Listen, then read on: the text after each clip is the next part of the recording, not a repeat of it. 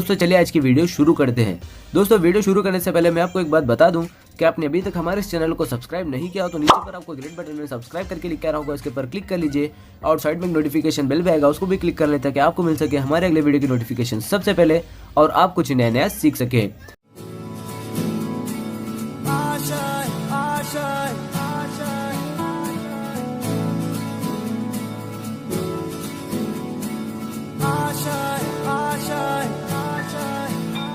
कुछ पाने की हो आस आस, कोई अरमा हो जो खास खास आशाएं, हर कोशिश में हो बार बार, करे दरियाओं को आर पार आशाएं, तूफानों को चीर के मंजिलों को छीन ले आशाएं, ले दिल की उम्मीदें हंसे दिल की, अब मुश्किल नहीं कुछ भी, नहीं कुछ भी, आशाएं ले दिल की। हेलो दरेक विद्यार्थी ने આજના ગુડ મોર્નિંગ અને જય શ્રી કૃષ્ણ।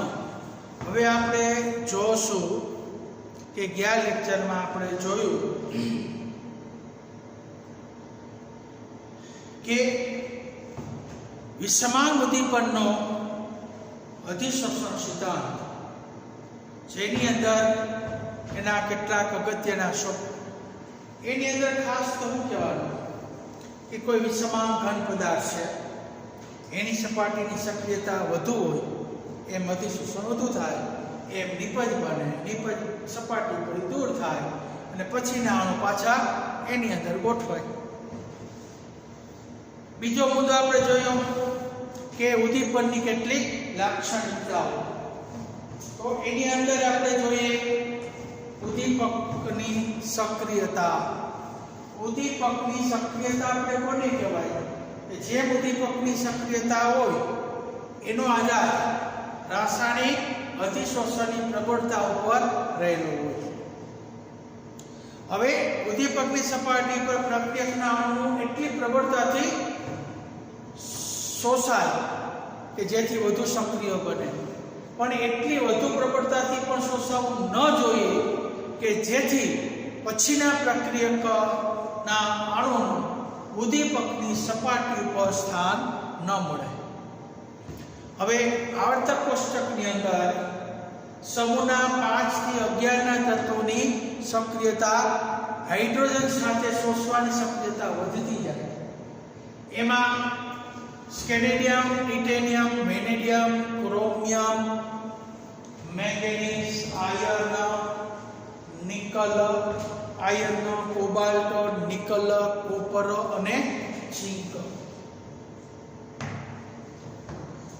હવે મહત્તમ સક્રિયતા 7 થી 9 સમૂહના તત્વો દર્શાવતા હોય, દાખલા તરીકે હાઇડ્રોજન અને ઓક્સિજનનું અધિશોષણ પ્લેટિનમની સપાટી પર થાય તો એની અંદર પાણીના અણુમાં રૂપાંતર કરે, જે વધુ શોષાય એમ એની સક્રિયતા વધારે છે।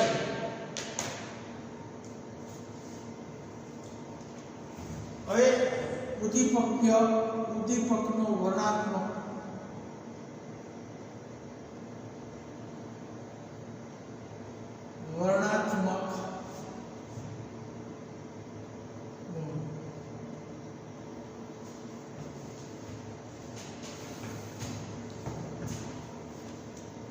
તો ઉદ્દીપકીય વર્ણાત્મકતા અથવા એને લખી શકાય અથવા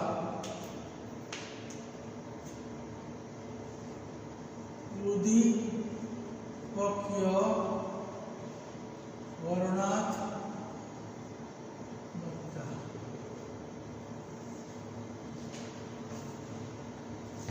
કે ઉદ્દીપકીય વર્ણાત્મકતા એટલે કે જ્યારે પ્રક્રિયકોના અણુ સમાન હોય છે, પ્રક્રિયકના અણુ સમાન હોય છે ત્યારે આપેલ ઉદ્દીપકીય દ્વારા ચોક્કસ નિપજમાં લઈ જવાની ક્ષમતા ધરાવતા હોય।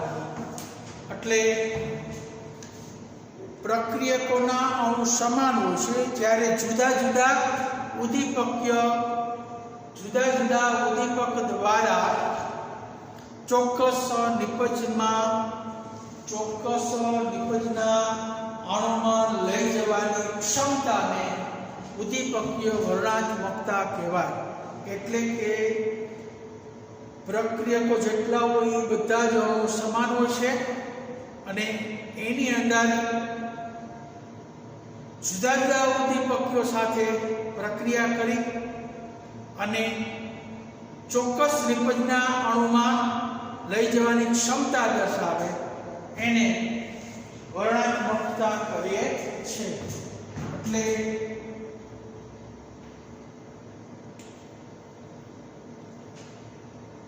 વર્ણનાત્મકતા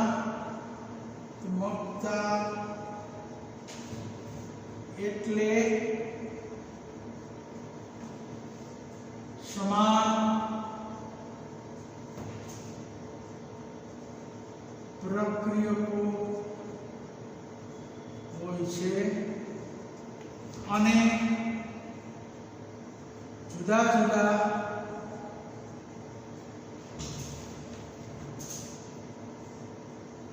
ઉદ્દીપકો દ્વારા ચોક્કસ નિપજના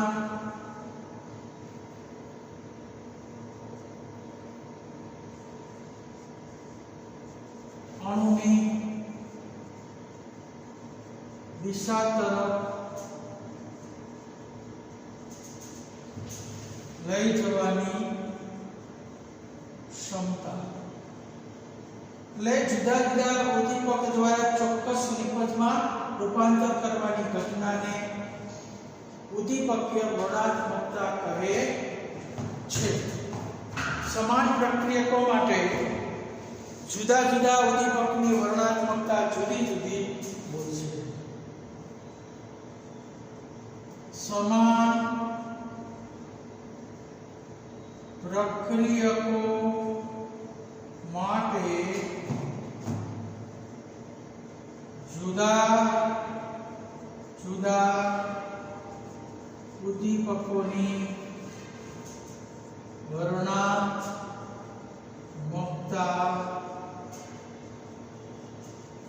જુદી જુદી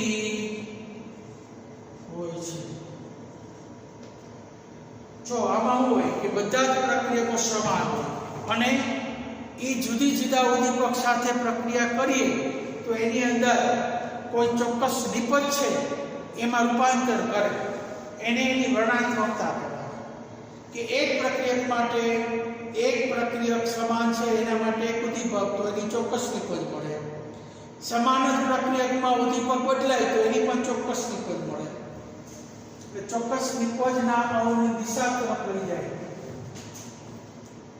દાખલા તરીકે CO અને H2 સમાન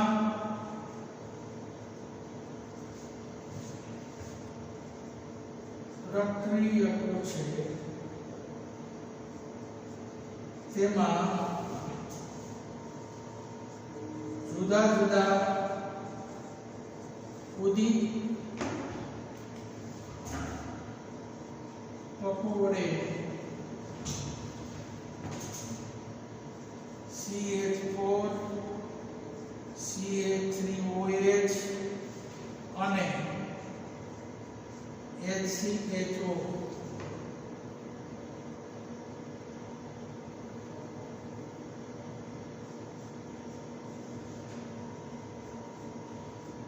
નિપજના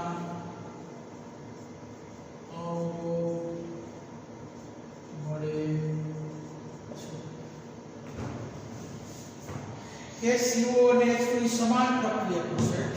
તેમાં જુદા જુદા ઉદ્દીપકો વડે CH4 CH3OH અને HCO એવા ચોક્કસ નિપજના અણુઓ મળે છે જેને ઉદ્દીપકીય વર્ણનાત્મકતા કહે છે. જેમાં એક પ્રક્રિયક માટે ઉદ્દીપક ઉપયોગી બને પરંતુ બીજા પ્રક્રિયા માટે ઈ નિષ્ફળ નીવડે છે. ચાલો એટલું લખી લો કે ઉદ્દીપકનો વર્ણનાત્મક ગુણધર્મ અથવા ઉદ્દીપકીય વર્ણનાત્મકતા. તમને 2 માર્કની અંદર આની બુકનો પૂછાય.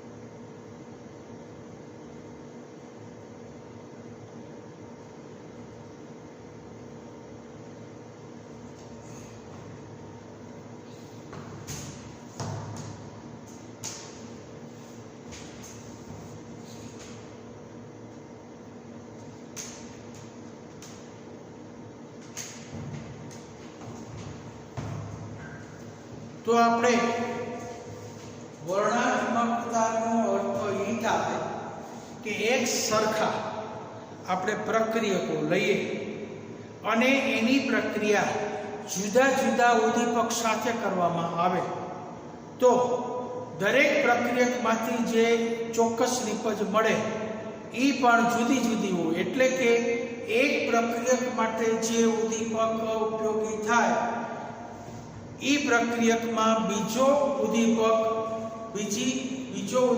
આ જ પ્રક્રિયા માટે નિષ્ફળ નીવડે. એટલે કે એક જ નિપજ ન મળે પણ જુદી જુદી નિપજતાઓ મળે. ઉદ્દીપક બદલાય તો સમાન પ્રક્રિયકોમાંથી જુદા જુદા નિપજના ચોક્કસ અણુ મળે એને જ ઉદ્દીપકીય વર્ણનાત્મકતા કહે છે.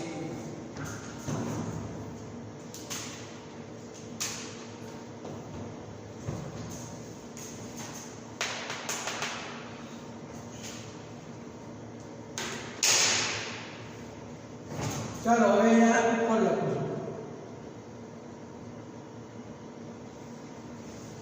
એના સમીકરણ જુઓ. CO પ્લસ એનું પ્રમાણ 3H2O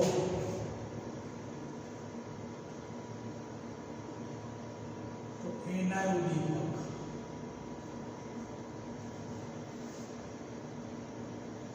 CH4 plus H2O CO plus 2 mall લઈએ તો Cu અથવા ZNO અને CrO3 ઓક્સાઇડ તો CH3OH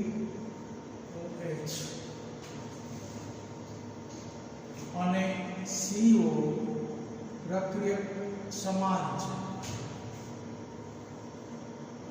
એનું CU તો HCHO.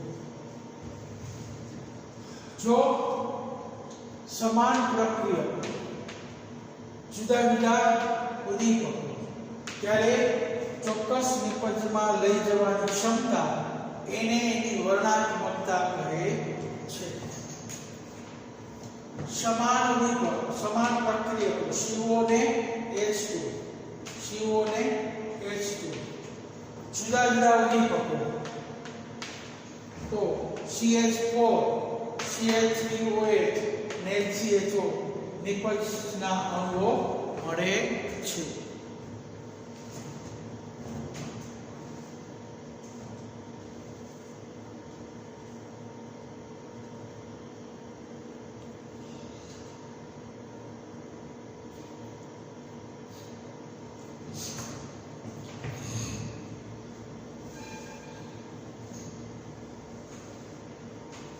એટલે CO અને H2 એક જ સમાન પ્રક્રિયકો છે. એમાં 3 મોલ H2 હોય એનું પ્રમાણ ત્યારે નિકલ ઉદ્દીપક, 2 મોલ H2 હોય ત્યારે કોપર અથવા ઝિંક ઓક્સાઇડ અને ક્રોમિયમ ટ્રાયોક્સાઇડ મિશ્ર ઉદ્દીપક. હવે 1 મોલ H2 હોય ત્યારે કોપર ઉદ્દીપક. જ્યારે કોપર ઉદ્દીપક હોય ત્યારે ફોર્માલ્ડિહાઇડ નિપજ મળે. ઝિંક ઓક્સાઇડ અને ક્રોમિયમ ઓક્સાઇડ હોય ત્યારે મિથેનોલ મળે અને નિકલ હોય ત્યારે CH4 બને.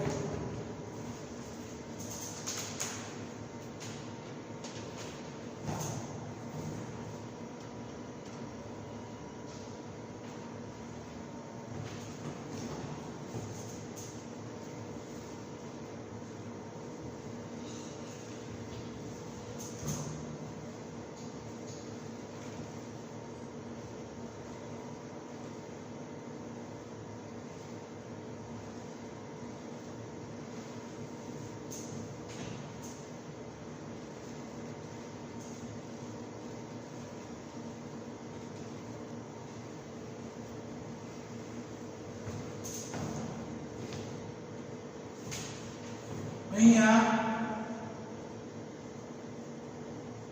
કોઈ સમાન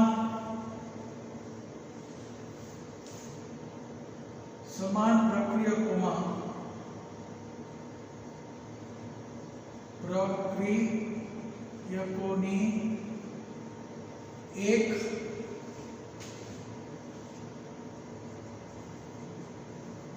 પ્રક્રિયામાં જે ઉદ્દીપક વપરાય છે તે બીજી પ્રક્રિયા માટે નિષ્ફળ નીવડે છે.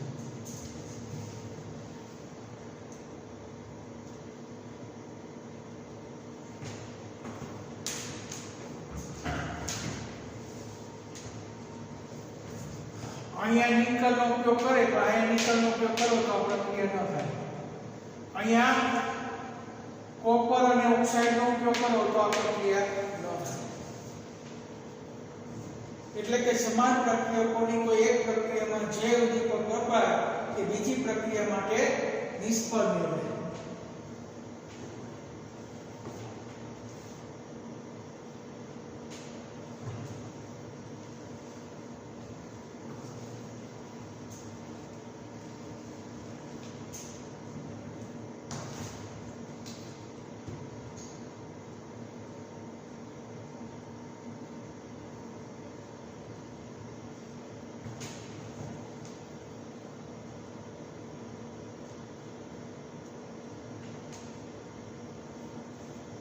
એટલે વર્ણનાત્મકતા.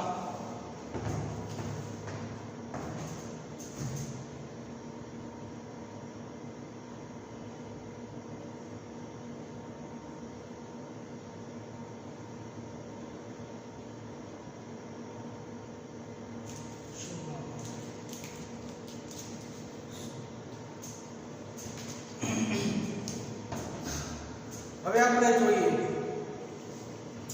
કે આકાર વર્ણનાત્મક ઉદ્દીપન.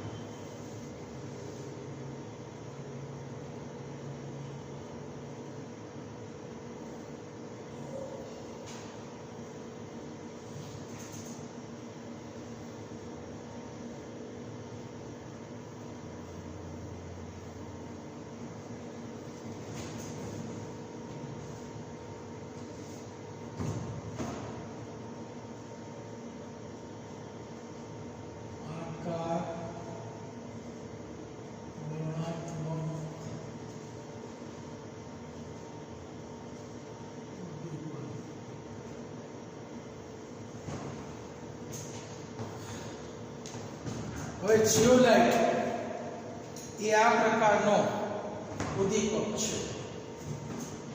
આકાર વર્ણનાત્મક ઉદ્દીપન એટલે શું? કે જે ઉદ્દીપકીય પ્રક્રિયાઓ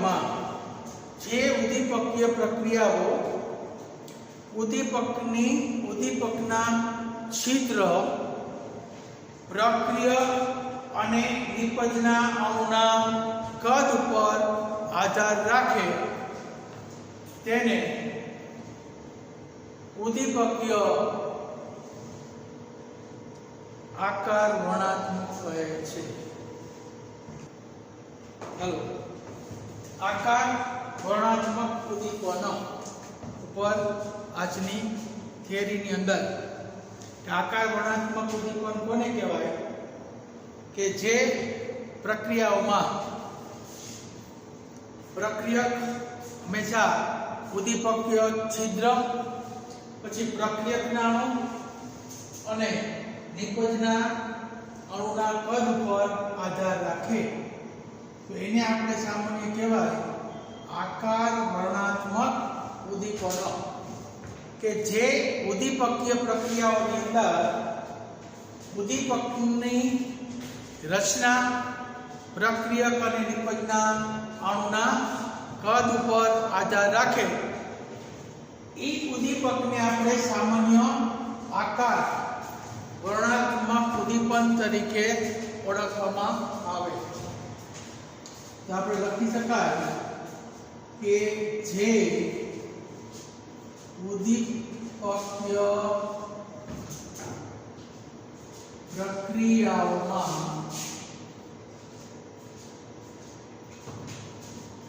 ઉદ્દીપકની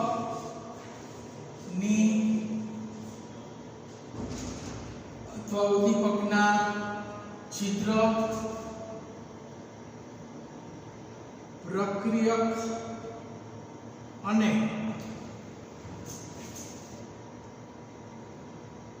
નિપજના અણુના કદ પર આધાર રાખે તેને આકાર વર્ણાત્મક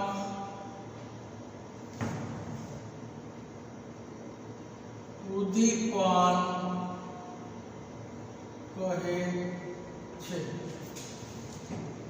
જેટલી ઉદ્દીપકીય પ્રક્રિયા હોય બધી જ પ્રક્રિયાઓ જો ઉદ્દીપકના છિદ્ર ઉપર પ્રક્રિયકના અણુના કદ ઉપર નિપજના અણુના કદ ઉપર આધાર રાખતા હોય તો એવા ઉદ્દીપકને આપણે આકાર વર્ણાત્મક ઉદ્દીપન કહે છે આકાર વર્ણાત્મક ઉદ્દીપન કહે છે એટલે સામાન્ય રીતે આકાર વર્ણાત્મક ઉદ્દીપન કોને કહેવાય પહેલા વ્યાખ્યા તમે સમજી લેજો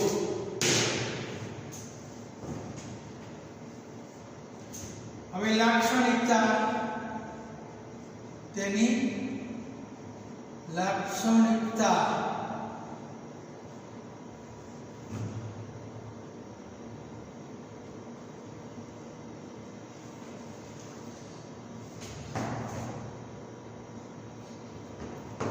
કે જીઓલાઇટ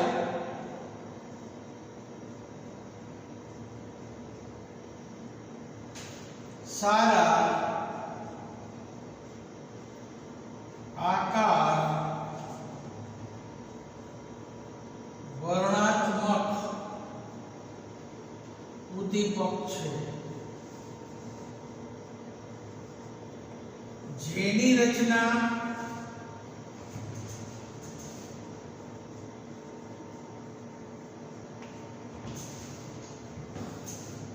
મધ પૂડા જેવી હોય છે મધ પૂડા એટલે દાખલા તરીકે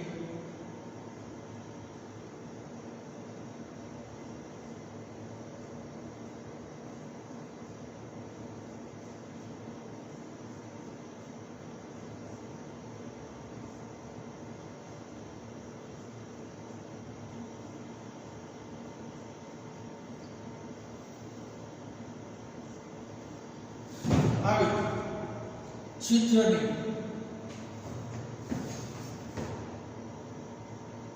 મધ પૂડા જેવી રચના આવી છિદ્રની રચના હોય છે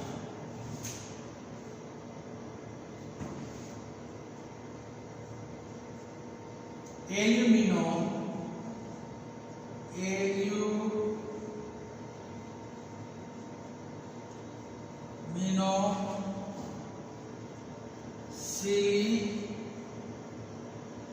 સિલિકેટની ત્રિપરિમાણીય જાળીદાર રચનામાં કોઈ પણ એસઆઈ પરમાણુનું વિસ્થાપન Al પરમાણુ વડે થઈ Al O1 Al જેવી બંધ રચના બને છે. એટલે એલ્યુમિનો સિલિકેટની ત્રિપરિમાણીય જાળી હોય એમાંથી કોઈ પણ સ્થાનેથી સિલિકોન પરમાણુનું વિસ્થાપન એલ્યુમિનિયમ પરમાણુ વડે થાય અને Al બંધ O બંધ Al જેવી બંધ રચના બનાવે છે.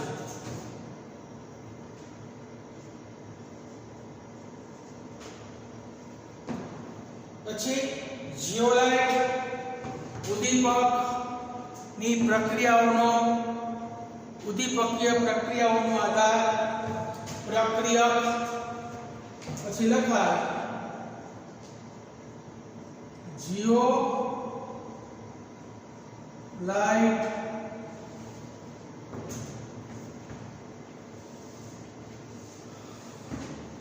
જીઓલાઇટ ઉદ્દીપકીય પ્રક્રિયાનો આધાર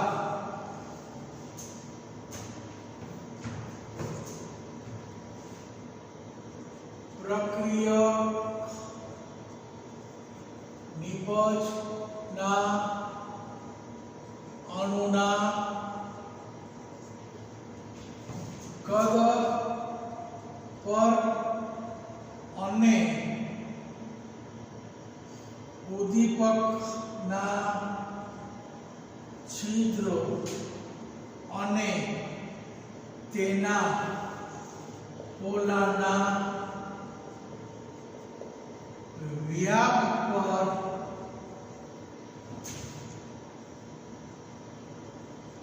આધાર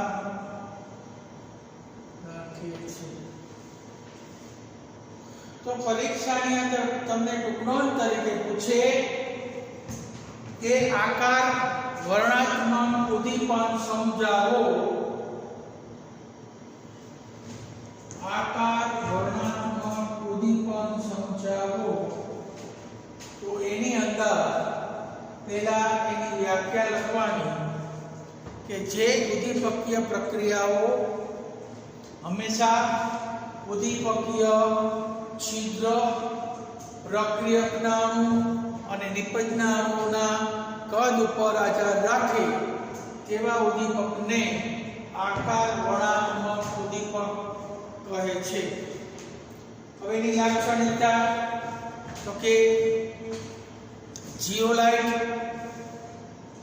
સારા આકાર વર્ણાત્મક ઉદ્દીપક છે જેની રચના મધપૂડા જેવી, એટલે આવી છિદ્રની જે મધપૂડો કેમ હોય અને જ્યારે મધ ઉડી જાય ત્યારે ખબર એના મધપૂડાની રચના આવા છિદ્રો જેવી એક સરખી હોય એવી રચના આ જીઓલાઇટની હોય છે. દાખલા તરીકે એલ્યુમિનો સિલિકેટની ત્રિપરિમાણીય જાળીદાર રચનામાં કોઈ પણ સિલિકોન પરમાણુનું વિસ્થાપન એલ્યુમિનિયમ પરમાણુ વડે થઈ અને એની અંદર એલ્યુમિનિયમ ગોઠવાય અને એક બંધ O બંધ A જેવી બંધ રચના બનાવે છે. હવે જીઓલાઇટ પ્રક્રિયાઓનો આધાર પ્રક્રિયકની નિપજના અણુના કદ પર અને ઉદ્દીપકીય છિદ્ર અને તેના ગોળાનો વ્યાસ પર આધાર રાખે છે। તો આટલું તમે લખી લો એટલે તમને ખ્યાલ આવે આવી એક સાદી રચના દોરાય એટલે એની મધપુરા જેવી રચના બતાવી શકાય।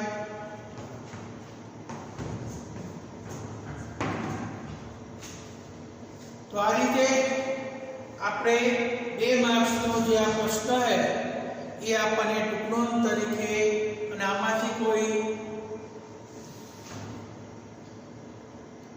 एमसीक्यू तरीके पण प्रश्न पूछी शकाय के आकार वर्णात्मक उद्दीपको छे तो के जियोलाइट अथवा एल्यूमिनियम सिलिकेट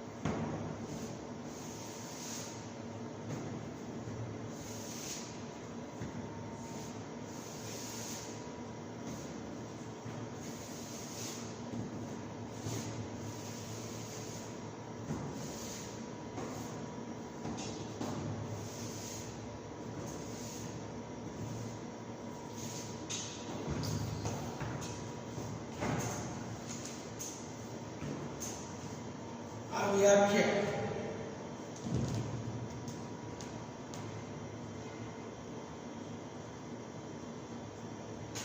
लाक्षणिकता व्याख्या आकृति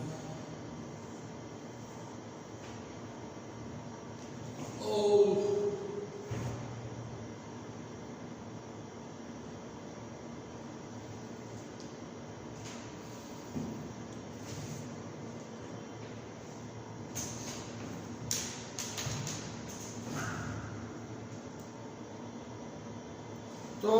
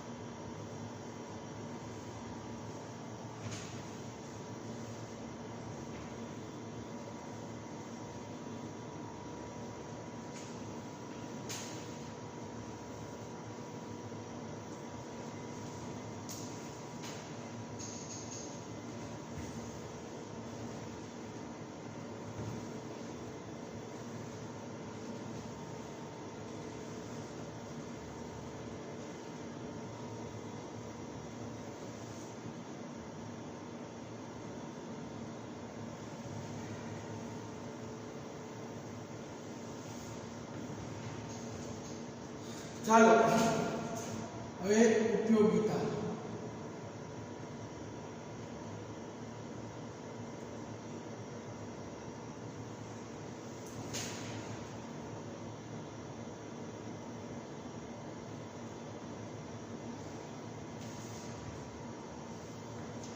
पहलू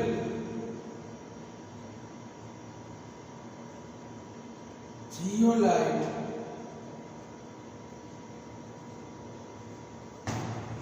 पेट्रो रसायणમાં ઉદ્દીપક તરીકે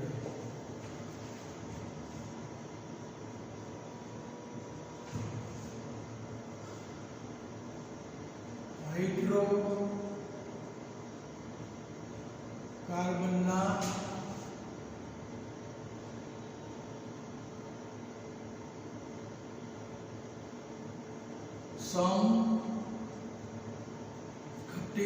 समघटीकरण અને ઉદ્દીપન જન્મ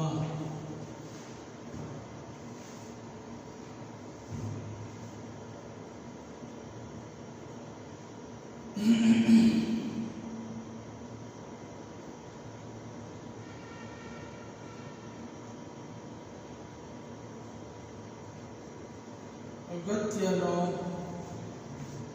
સારો જીઓલાઇટ JSM 5 છે. આ JSM 5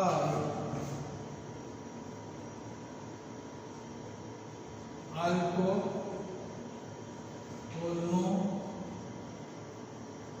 નિર્જલીકરણ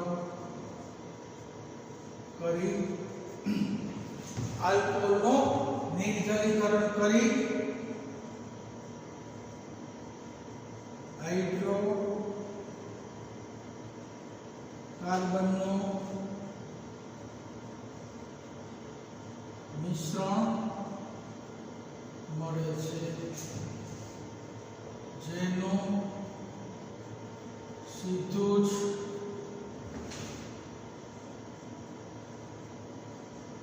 ગેસોલીનમાં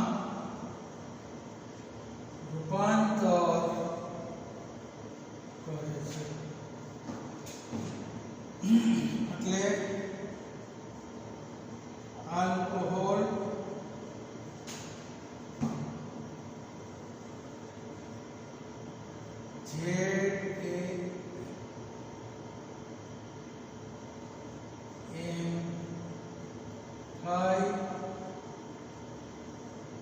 નિર્જલીકરણ પેટ્રો રસાયણમાં ગેસોલીન એટલે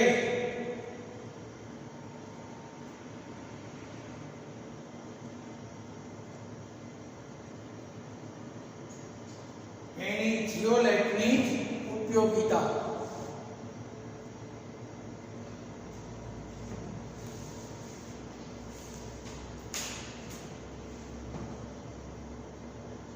હવે આપણે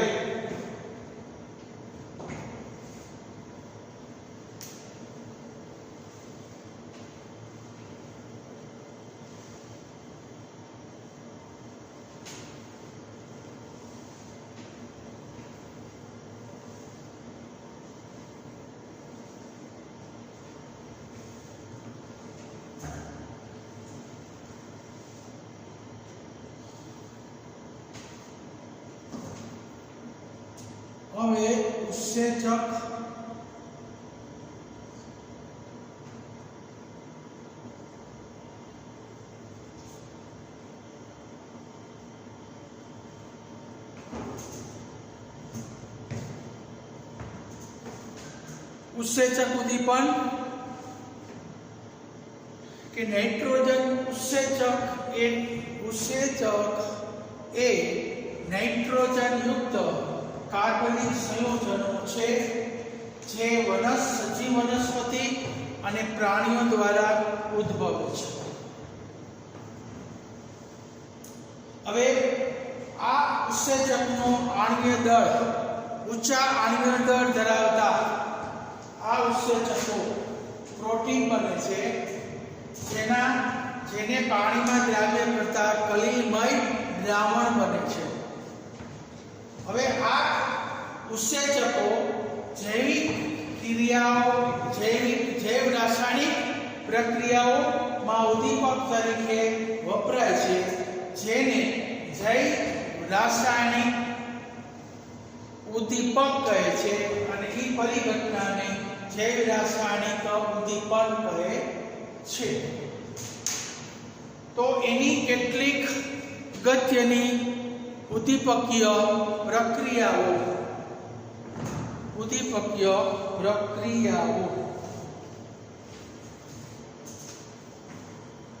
હવે પછી આપણે આજનું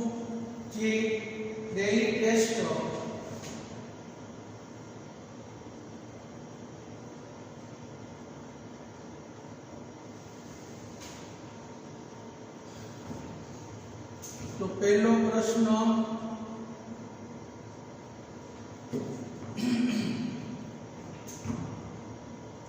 आकार वर्णात्मक उद्दीपन એટલે શું તેની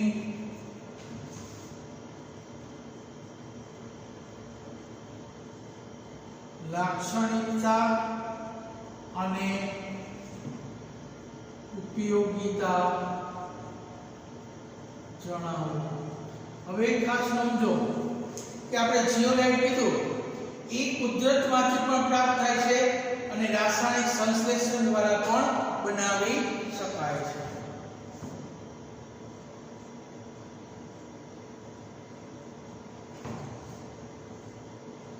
ઉદ્દીપકીય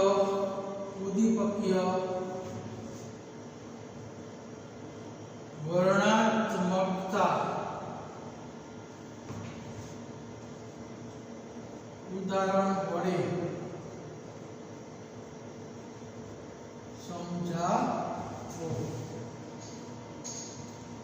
ત્રીજો પ્રશ્ન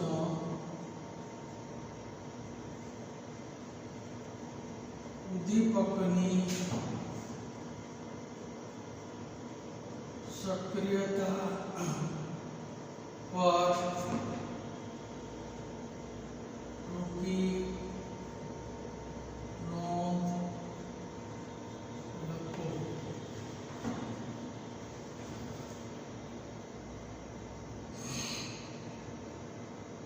तो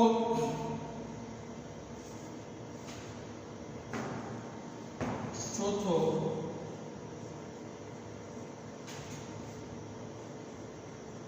विषम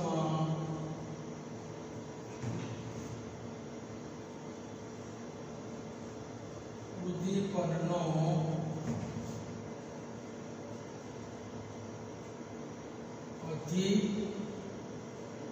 अधिशोषणનો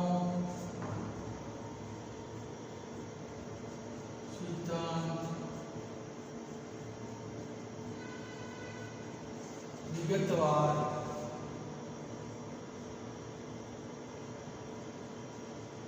સમજાવો। તો આ તમારું આજનું લેક્ચર પૂર્ણ થયું। પછીના લેક્ચરમાં આપણે ઉત્સેચક વિશે જોશું।